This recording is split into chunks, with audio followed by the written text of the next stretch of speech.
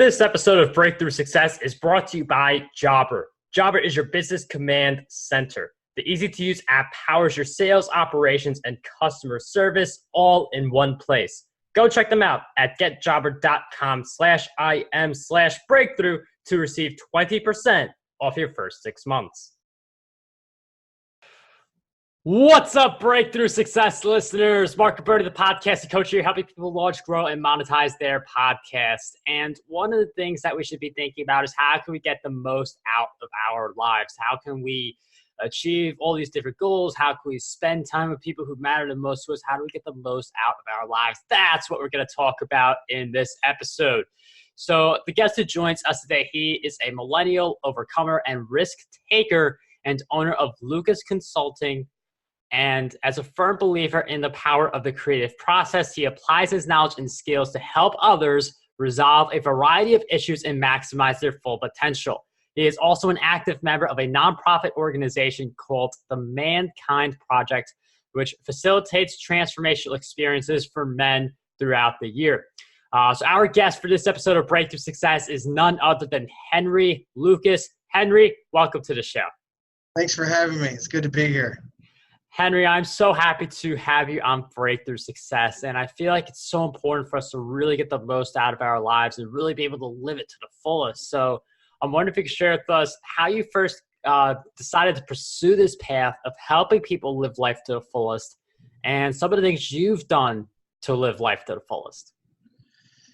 Yeah, so I'm a drug addict in long-term recovery. In December, I'll have 11 years off of illicit drugs and alcohol.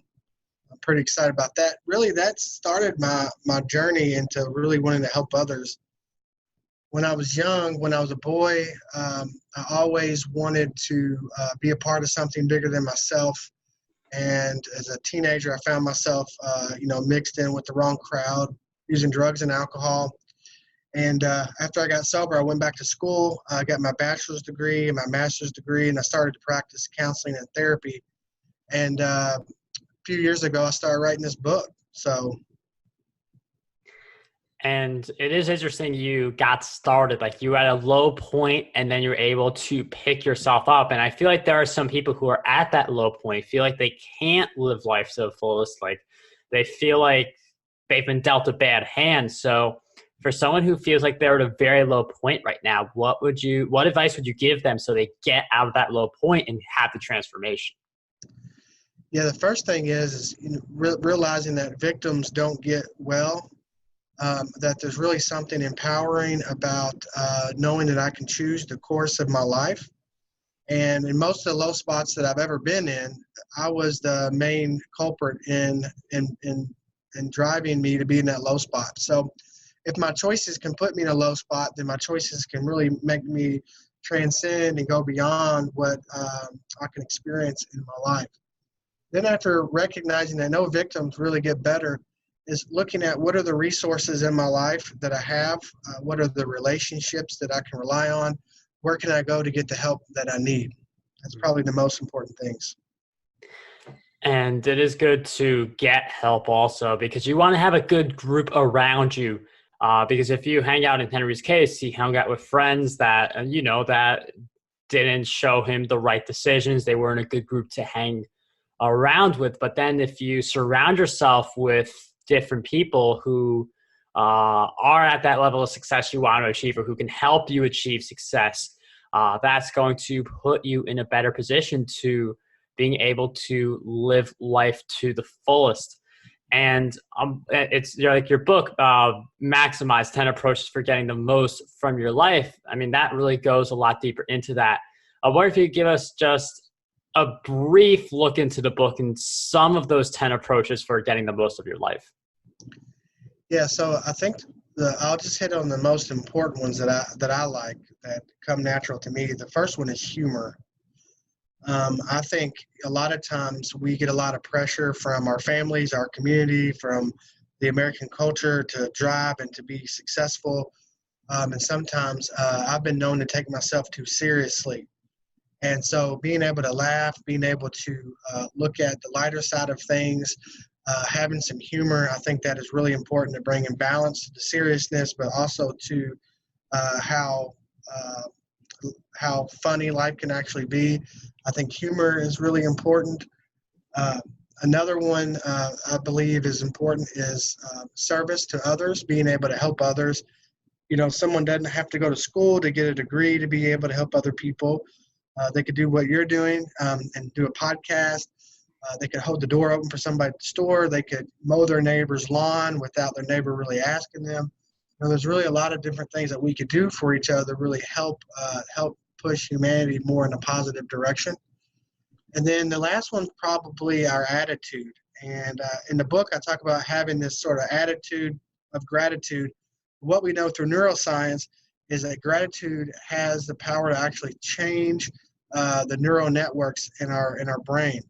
So when I'm thinking of something negative, I don't really have the brain capacity to think of the good things or the positive things that are going on in my life. Like, I can't be grateful and have a shitty attitude at the same time. So it's important to be able to find some gratitude in the small things that we have in our life. Like I had hot water when I took my shower this morning. Yep. What's something else? I'm drinking good filtered water right now. Those are real simple things that I'm grateful for. I'm grateful for my partner and my daughter and all of those things, but also looking at what are the small things that we're grateful for too. It really puts it in perspective. When I can value what I do have, I'm not too consumed thinking about what I don't have. Yeah, that's a few really great points. I love the gratitude piece, and you can't be grateful and upset at the same time. So if you choose to be grateful, you choose not to be upset, which will help you live life to the fullest, and also help you with productivity. And I mean, it's just a matter of finding time, maybe at the end of the day, maybe at the beginning of the day, to write in a journal. Do you do the journaling, or do you just like mentally rehearse what you're grateful for?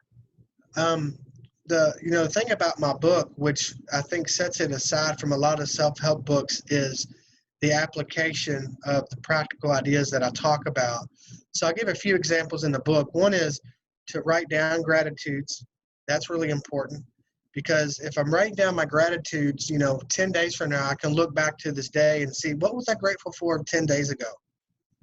I also talk about in workplaces or at the home, leaving a journal like on a counter or in an office somewhere, so that people can walk by and write their gratitudes down throughout the day, so we can see what other people are grateful for that are in our lives. I'll use the notes section in my iPhone sometimes to just write what I'm grateful for. Or sometimes I'll just sit and just really ponder, what am I really grateful for right now? And really breathe into that and allow myself to really experience the brevity of how powerful gratitude is. I mean, it is powerful. I mean, it can change brain functioning. That's how powerful it is. Yeah, and I mean, gratitude is very powerful. And it's interesting how you say get to know what other people are grateful for, because that's going to give you ideas. Like, Henry's saying, like, hot water. I mean, that's something a lot of us can relate to. And if you see what other people are grateful for, it becomes something that you could very easily be grateful for. And I know part of living this, like, getting the most out of your life is being able to look back and be proud of what you see.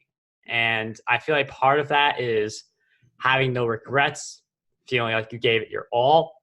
So how can we invoke those feelings? How can we live without regrets and feel like we truly gave it our all?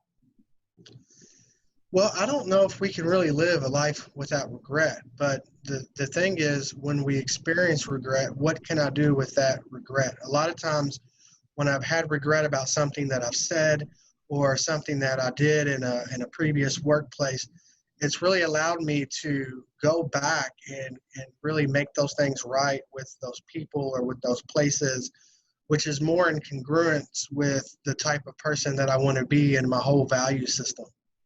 So the whole thing, I believe, is really just being more conscious and more awake in each moment of our life. And if I can do that, then I will find that I have less regrets than if I'm closed-minded and I'm keeping my heart closed and I'm keeping people at a distance.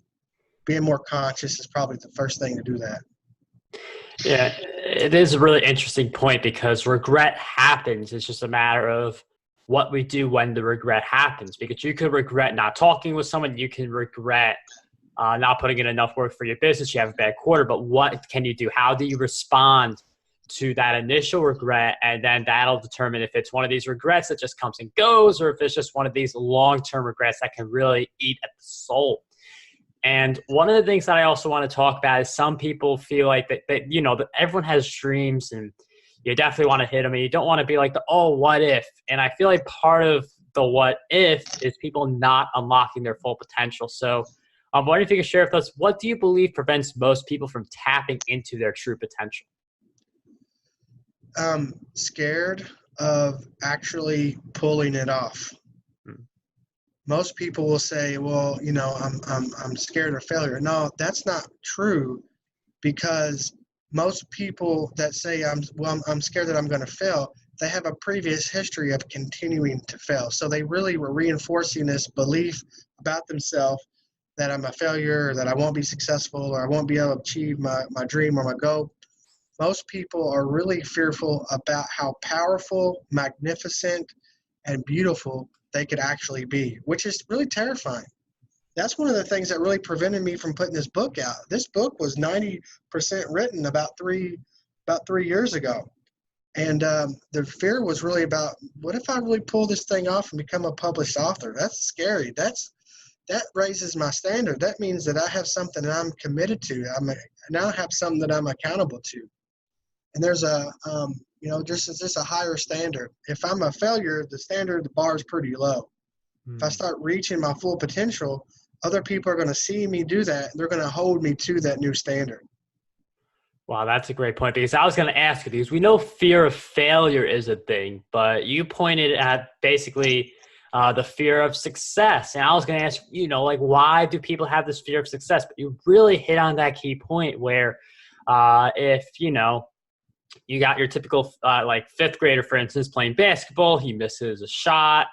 It's not a big deal. But if LeBron James misses a shot, and like a buzzer shot especially, then, you know, that's going to make it all over the news. So like hitting more success does open you to more criticism, but at the same time, it opens you to more greatness. It opens you to really fulfilling your purpose, because someone like LeBron James, you know, you miss your buzzer shot, you're going to receive a ton of criticism.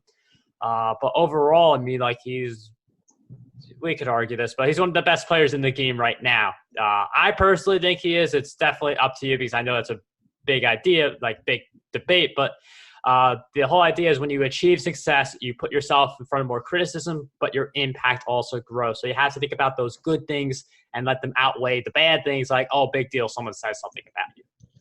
Well, the other thing too is, you used the word, you know, the good and bad. And I think as a society, we've really get stuck to this idea of it being good or something being bad. But the truth is, good and bad are just judgments. And nothing is really good or bad. It's just all basically about our social norms. So it's really up to me to decide if something in my life is going to be healthy or unhealthy. And I can look at it all being bad, but, you know, if it wasn't for the low spots in my life, it wouldn't have corrected my trajectory to get me to where I'm at.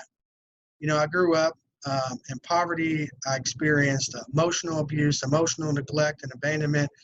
I experienced sexual abuse as a child, and I could have really stayed there. And for the longest time, that was really my excuse to sell myself short. And then I realized that I am, at the end of the day, I am the only person standing in my way to be the greatest version of me that I can be. And I believe that to be true for all of us. It's our self-limiting thoughts. It's the fear of what other people are going to think of us. Are we going to let people down? The disappointment. And really, at the end of the day, none of that stuff matters, because we're in control of our own happiness. But so oftentimes, we put our own happiness, we put it in other people's hands. If they're unhappy with us, then we're unhappy with ourselves. So our happiness is our birthright, and it's our responsibility to achieve our own happiness. Coming up on the episode, how did Henry develop the habits that allowed him to get to where he is, especially considering his past? Before we get into that, we first have the Jobber Minute. And some people say that they're not the most tech savvy people. So how will Jobber help them? Will it require any training? Well, unlike some of the other products on the market, Jobber is very user-friendly regardless of how tech savvy you are. With any new software, there's always going to be a bit of a learning curve.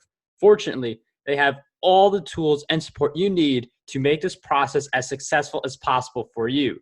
Jobber's success team is available to answer all of your questions and can be reached through their mobile app, email through support@getjobber.com, or over the phone at 1-888-721-1115, extension 2. You can also reach them via live chat by clicking the speech bubble on the top right corner of your Jobber screen. Plus, check out Jobber's Help Center for webinars, instructional videos, and other great features. And if you guys want a super special discount to Jobber, make sure you go to getjobber.com/im/breakthrough to claim your discount. Anyways, let's jump right back into the episode and hear how we could develop some really good habits for ourselves and how Henry was able to do it for himself. I love that. Happiness is our birthright, and it is something that we have full control over. I feel like some people think it's an emotion. It's something that, like if someone says something to you, you lose your happiness. Like they take it from you, but you always take it away from yourself. Happiness is certainly a choice, and it was interesting to hear pieces of your backstory that, led you to make some of the decisions you made in the past. And now, the fact that you're here where you are is just even more impressive. I'm wondering if you could share with us some of the habits that you believe really got you to where you are, considering what your past was. Yeah, and really, that's really all I talk about in the book is things I believed that worked for me that I think could work for all people. Having a positive attitude. And I don't mean like avoiding the crap storms that happen in our life. I don't mean avoiding the dark times that we may experience in our life, but maintaining a positive outlook is important. Having people around that will lift you up and believe in you and empower you is really important because we are who we hang out with. That's really important. Having a greater purpose or a greater mission for life is really important. Something that we can wake up to. So that when my feet hit the floor in the morning, I already have something I'm stepping into for the day, right? A purpose, and I think that's really important for us. We all have to have something to wake up to. It's really what drives us. Not really caring what people are saying. If somebody's going to say something negative to me, or if they're going to really criticize me, I want to know in their own life what battles are they fighting, because oftentimes the ones that are most critical of us are the ones that aren't even fighting in their own lives. So that's also really important. So that's probably the few journaling. I'm a therapist, but I also think therapy is really important. Finding something that you enjoy is also really important. I work with people a lot of times, and even their hobbies are like work for them. So something that should be fun to them is actually more like a task. And I think as a culture, we're so task-driven. It's important for people to have things where they're able to debrief, they're able to hang out, where it's not so much about an outcome or getting something done, just learning how to be. And I talk in the book about, we're human beings, we're not human doings. And so leaning more towards how can we learn to just be with ourselves and just be with our life instead of always looking for that next high or looking for the next fix or the next big project or the next travel opportunity or whatever that thing is, because we all have distractions. We all have things that really take us away from our center, and finding ways to bring us back to what's true to ourselves is really important. And it's different for everyone. You hit on a lot of points that are really good. The criticism piece, people who criticize you, you do want to look at the person who's criticizing you, because a lot of the people who said I'm too young and yada, yada, yada, they weren't doing what I wanted to do. They weren't the right people to pay attention to. So you want to look at who's criticizing you. I want to explore a little bit more because you were talking about outcome, and I feel like a lot of people focus on the outcome, like a black and white approach, where you say you want to make X amount of sales for your book, or you want to sign up X amount of clients, and then you don't hit that number. You're like, this is a waste of my time. I failed. I feel miserable. So how can we still go for goals? I'm not saying don't do that. Like, you still want to set like X amount of clients each month or whatever the goal is. But how can we not get too attached to the outcome and really appreciate the journey more? Yeah, that's really good. And I really look at most things as a win-win or a both and, not really a either or, like a win-lose. And my friend asked when I put this book out, he said, now that the book's out, man, how many are you going to sell? How much money you want to make? And I said, really, my only goal was to put this book out. Anything other than that, if I sell one copy of this book, then I'm good. That's just, icing on the top. So I think that we go back to this, this kind of setting up this failure and this success, that if I strive for perfection, or if I strive for these really unattainable goals, I'm going to set myself up to fail every single time. So the first thing I do when I'm working with people, and even with myself, is what's my margin of error? Like, if I'm choosing to work at about 98%, I keep falling around 92, 88%, 87%. I need to readjust my metrics. I need to really readjust, what am I measuring my success by? Because the whole thing is, when we are successful with something, we increase our confidence.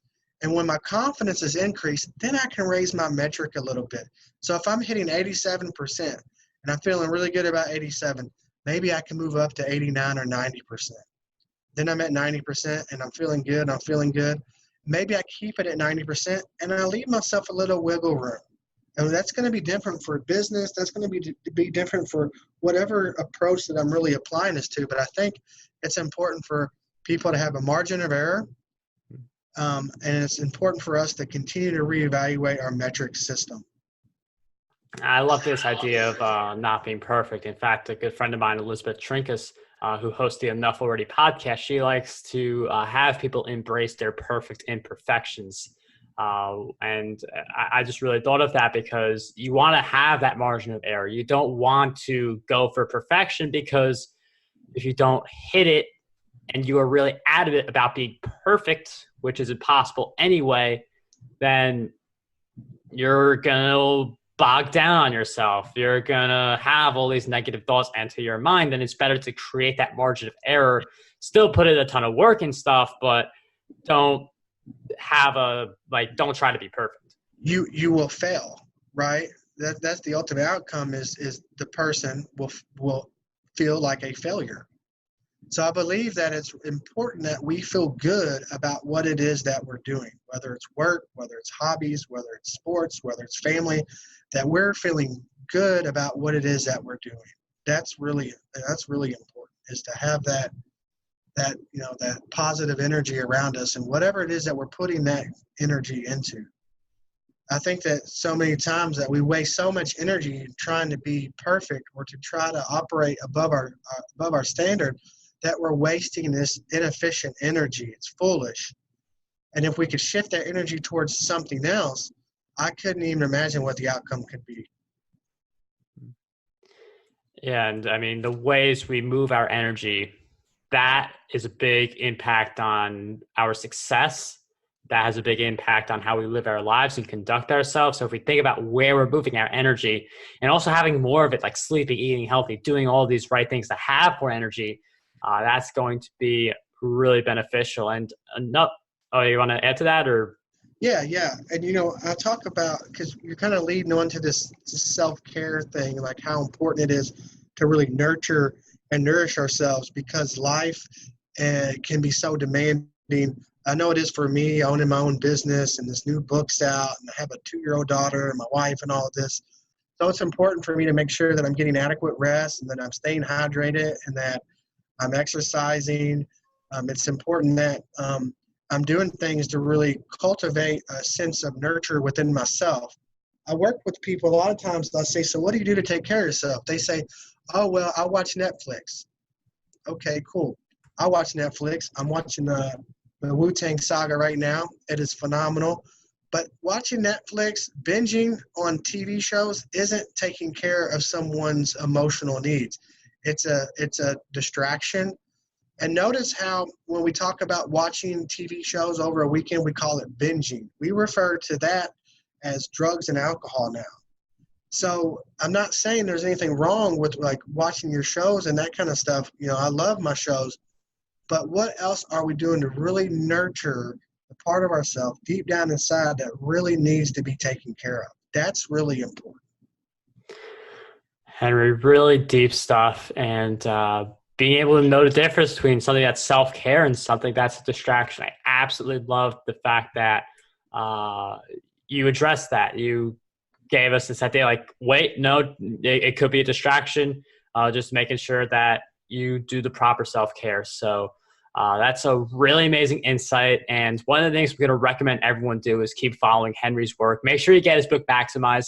That will be in the show notes. But where are some of the other places we can find you as well? Yeah, you can find me on Facebook, Lucas Counseling and Consulting on Facebook. You can find me on Instagram at Lucas Counseling, also HLUMAX10 on Instagram. And then I'm also on, what's the really lame business, LinkedIn. I'm on LinkedIn too, Henry Lucas. So yeah, that's where you can find me. Also my website, lucascounseling.org. My book's on the website. It's on Amazon. I also have a lot of blogs on my website that I really like. And if you want to reach out and connect in other ways, you can also email me at henry@lucascounseling.org. Well, all of those will be in the show notes for this episode. And we'll also throw in the strategy call link for people who want to figure out how can they start, grow, monetize their podcast, YouTube channel, even use that to get a TEDx talk. But once again, Henry, thank you so much for coming on the show. It was such a pleasure having you on Breakthrough Success. Thanks for having me. It was great. Thank you. This episode of Breakthrough Success was brought to you by Jobber. Jobber is your business's command center. The easy-to-use app powers your sales, operations, and customer service all in one place. Start a free trial or sign up today to receive 20% off your first 6 months over at getjobber.com/im/breakthrough. Henry, thank you again for coming on Breakthrough Success. The insights you shared were really incredible. And I really think if we do take the time to be grateful, to really focus on our happiness, a lot of good results are going to happen. And that can help us live our freedom lifestyle. Freedom lifestyle, that's going to be what we talk about on next week's episode. We talk about how to live that freedom lifestyle and some of the pillars that lead to a freedom lifestyle. So that's going to be the next episode. In the meantime, I'd greatly appreciate if you could leave a review for Breakthrough Success, because all of the reviews really matter and they help out big time. So signing off, what I want you guys to do, dream big, achieve greatness, and unlock your potential today.